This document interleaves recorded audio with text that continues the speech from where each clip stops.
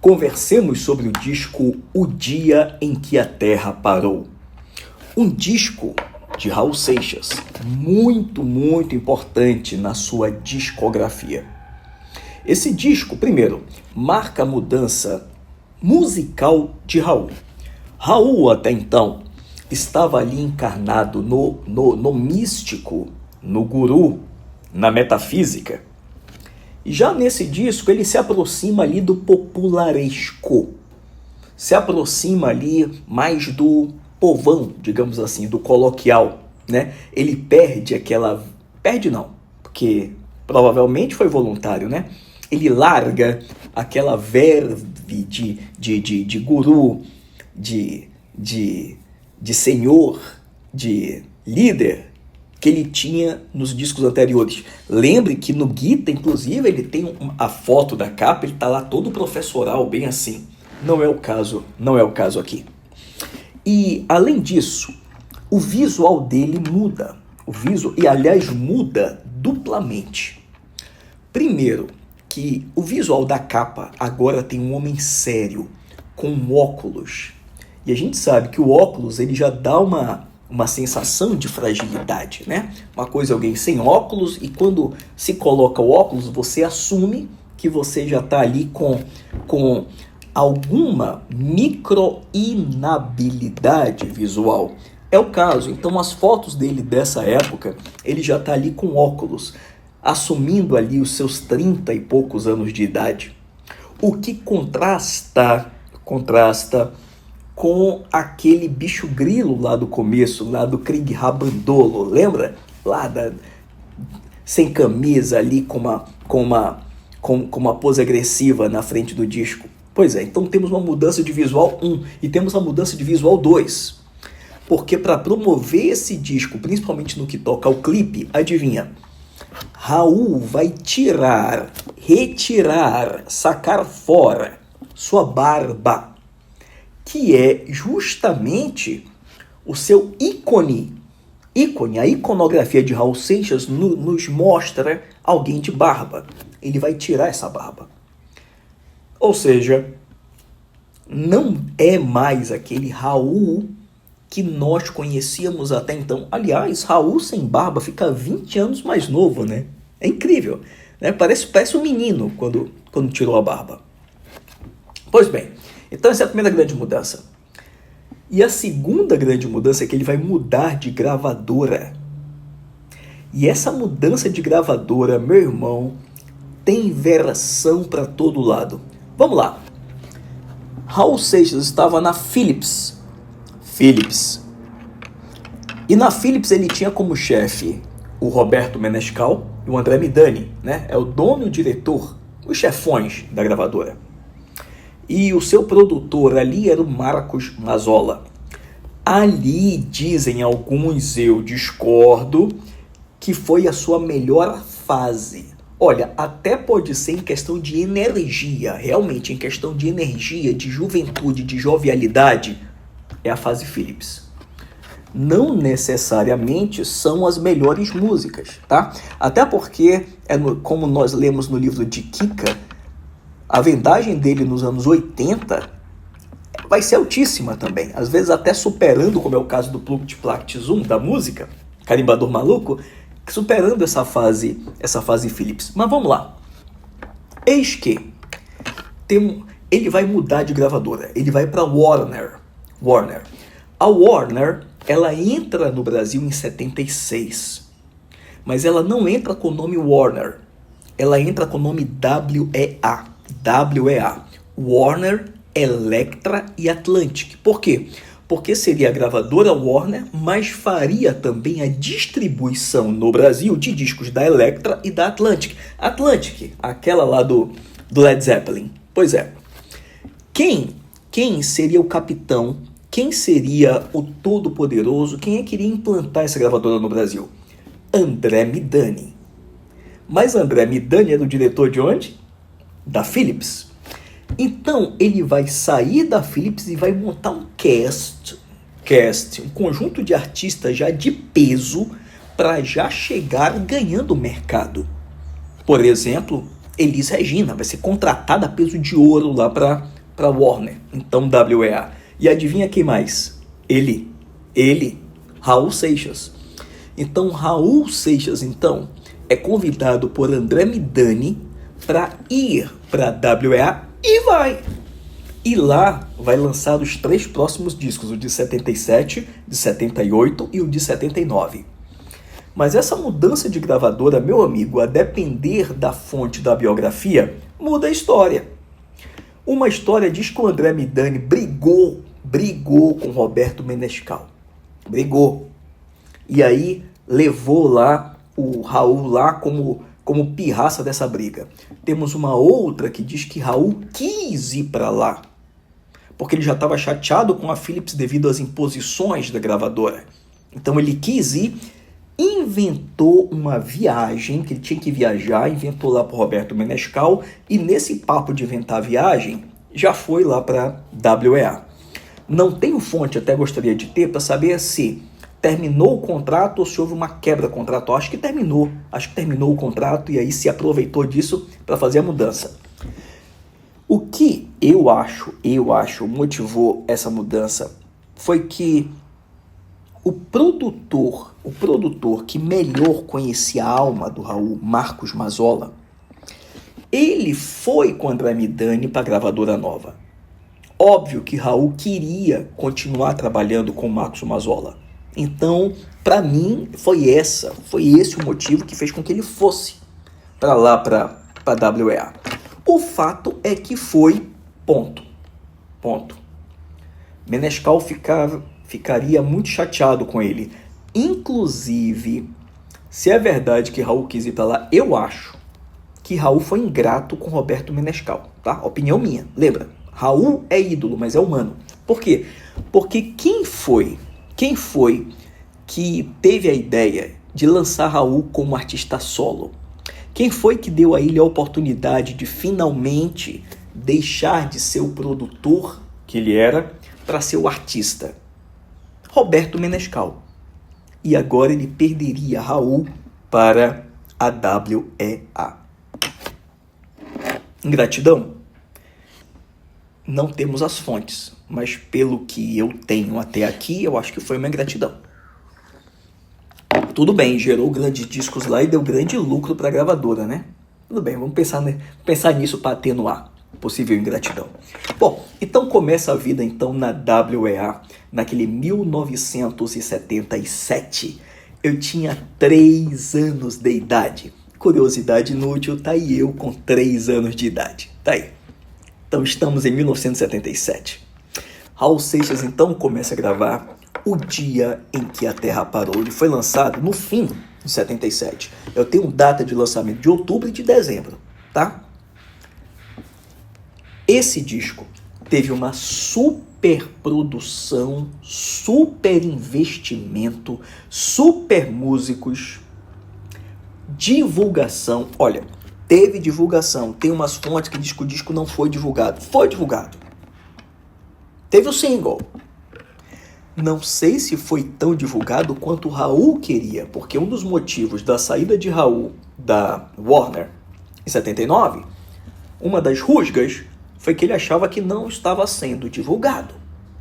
Bom, que venham mais fontes aí bibliográficas para me dizer se foi isso mesmo, tá? Você aí que foi amigo do Raul, que ainda não escreveu as suas memórias com o Raul, escreve, caramba. Tem muita coisa que a gente tem aqui de captar, para fechar todo esse quebra-cabeça. Bom, esse disco, ele foi mixado nos Estados Unidos da América. Foi produzido por Marcos Mazzola. Tem grandes músicos, assim, é classe A em termos de qualidade. A capa desse disco não tem foto, tem desenho. Nesse desenho, Raul está enterrado pela metade. Seria isso uma interpretação de que ele estaria ali enterrando boa parte da história dele, gerando uma história nova? Né? No que toca à vida pessoal de Raul, esse ano foi bem triste para ele de novo. Por quê? Porque termina o relacionamento dele com a Glória Wacker. Space Glow. Eles tinham uma filha. E essa filha, a Scarlet, ela não sei se nasceu ou adquiriu um problema na coluna. A coluna dela era torta. Tiveram que colocar uma haste de metal na coluna da Scarlet. Gloria, então, leva a filha embora para os Estados Unidos para fazer essa operação. E lá fica e nunca mais retorna. O fato é que o casamento ia ruim, o relacionamento ia ruim. Raul não era dos mais fiéis, tá nas biografias, não sou eu que estou dizendo, tá? Não era dos mais fiéis, não era dos mais fáceis em relacionamento. Inclusive, como lemos lá no livro da nossa querida Tânia, livro que eu adoro, tenho até vídeo já aqui no canal, eles se conheceram na véspera do parto da Scarlett, né? Da filha da Glória, Raul com ele. Pesado, tá no livro. Voltando. Então, Glória então vai embora e Raul perde a segunda esposa. E perde a segunda esposa do mesmo modo, levando a filha do casal para os Estados Unidos. Ou seja, sabe lá como Raul estava emocionalmente. E algo mais pessoal ainda vai acontecer em 77.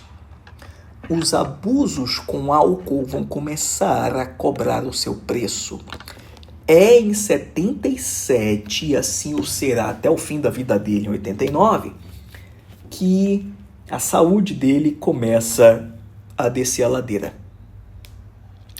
Ele começa a ter diabetes, pancreatite, o fígado dele começa a dar sinal de perigo, ele começa a ter muito mais dependência de álcool.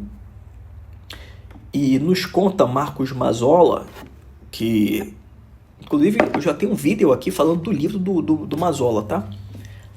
Quando Raul ia gravar, ele chegava lá num estado deplorável e ele tinha que pegar um passe de um pai de santo, chamado Guimarães, pago pela gravadora.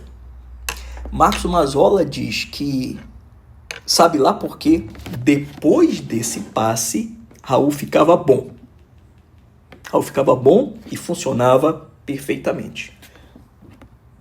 Também lemos em biografia que Raul já estava começando a ter muita lentidão.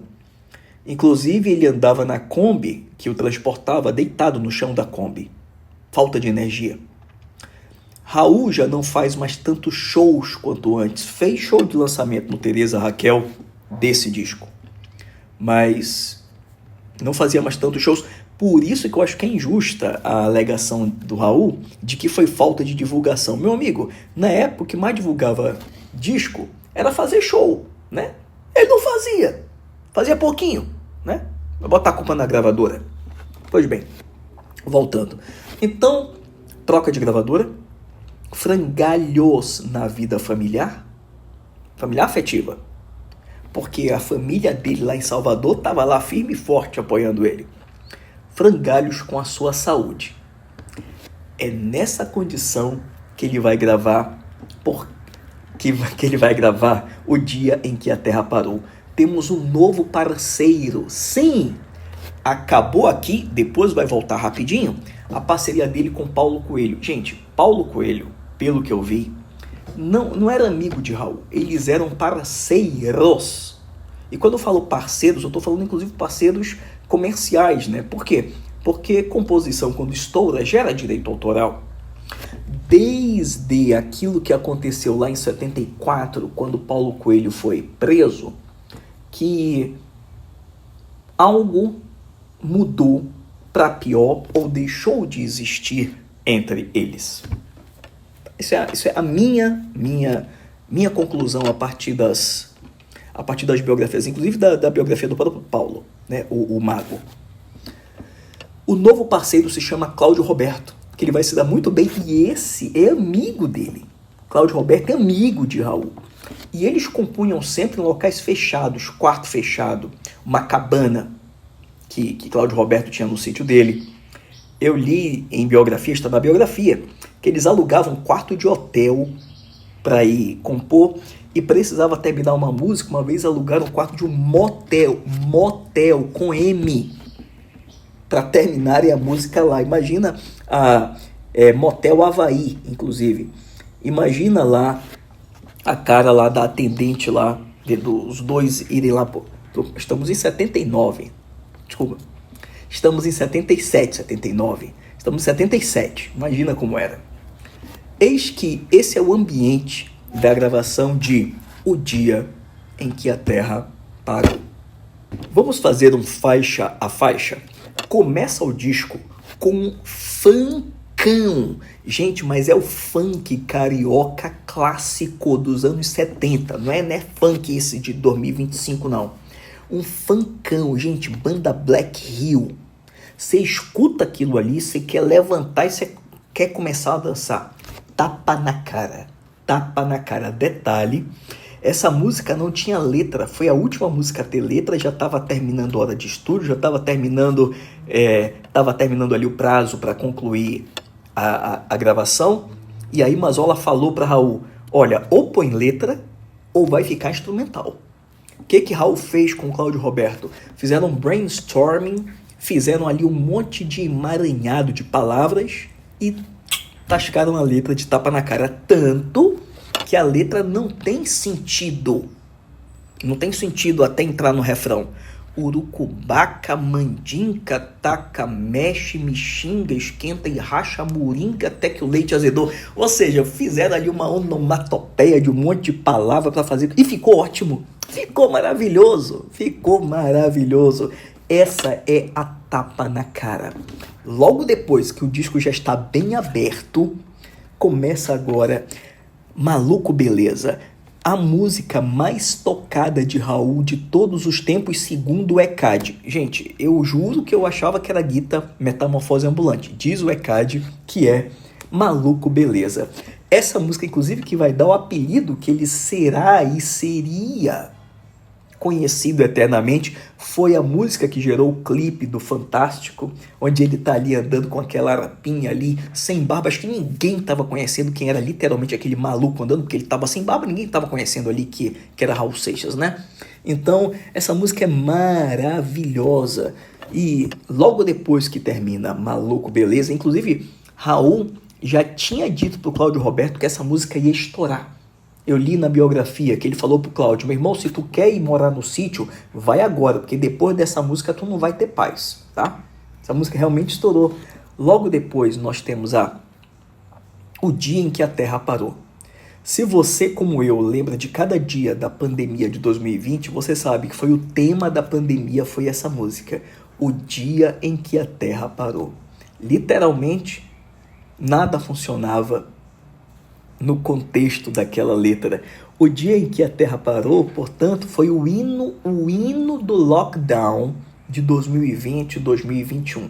Raul, mesmo morto, continuou visionário, infelizmente, quanto à letra dessa música. Logo depois nós temos um rockão, aqui é rockão, tá? No fundo do quintal da escola. E esse é um rockão mesmo, daquele assim com guitarra rasgada assim na alma. Logo depois nós temos outro rockão. Eu Quero Mesmo. E aqui um rockão assim bem povão mesmo. Eu quero mesmo, é cantar e é muito legal. Eu escuto essa música correndo. Depois nós temos uma música que pode ter várias interpretações. Sapato 36. Ele pode estar se referindo ao pai dele, a alguém que está impondo ordem à repressão do regime militar. Eu calço 37. Meu pai me dá 36. Dói mais no dia seguinte. Aperta o meu pé outra vez. Meu amigo, dá para ter ali várias interpretações de Sapato 36. Depois, nós temos uma música que, como melodia, eu não gosto tanto. Você. Mas quando você para ver a letra, entender a letra, vai na tua alma, você se sente mal. Literalmente é uma sessão de terapia, de psicanálise, a letra de Você. Detesta o patrão no emprego, sem perceber que o patrão sempre esteve em você. O hino do empreendedorismo, né? Essa música, Você, merece que você se aprofunde nessa letra. Logo depois, nós temos Sim, é uma música lenta, sim. Eu posso estar errado, mas o Raul não estava à vontade com a voz dele para gravar essa música. Você nota que é um descolamento da harmonia com a voz dele. Não é que ele está desafinado, ele está afinado, mas parece que a voz dele não é para essa música. Era para outra pessoa ter cantado essa música, sim. Logo depois nós temos uma participação de Gilberto Gil. Que luz é essa? Gilberto Gil participa fazendo um backing bem baixinho. Gente, eu só sabia que era Gilberto Gil porque eu li no encarte do disco na época, anos 90, quando eu escutei. Mas a voz dele está quase inaudível. Raul Seixas, pelo que eu li em biografias, não era bem visto pela nata dos músicos da Bahia. Por quê? Ele era tido como traidor do movimento.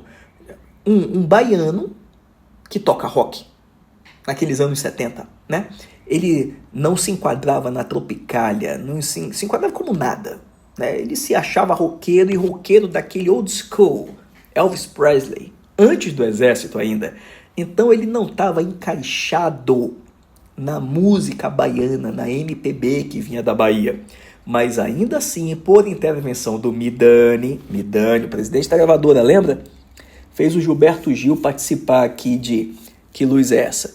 É uma embolada muito legal, que tem ali um violão tocado por Gilberto Gil. E tem a ver aí com o disco voador, com o OVNI, né? Que luz é essa que vem vindo lá do céu? Aliás, esse termo OVNI, ele vai estar presente de vez em quando nas músicas de Raul. É o mais próximo que a gente tem aqui do antigo Raul no que toca em questão de letra. E aí a gente termina com outro funkão, igual na abertura do disco, de cabeça para baixo.